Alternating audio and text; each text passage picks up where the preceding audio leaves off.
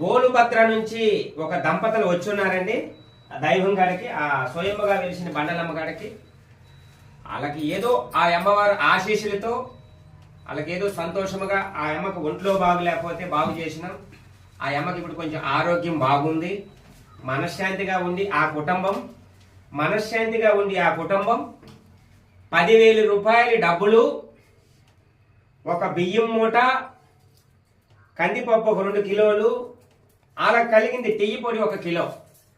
దైవ సంకల్పానికి అన్నదానానికి ఈ 10 మంది అన్నదానానికని ఆ బియ్యం మూట, ఆ పప్పు, ఆ టీ పొడి ఇవన్నీ మనకు అందజేస్తున్నారు.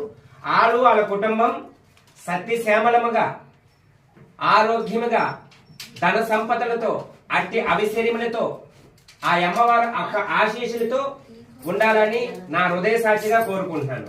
సదాశివం.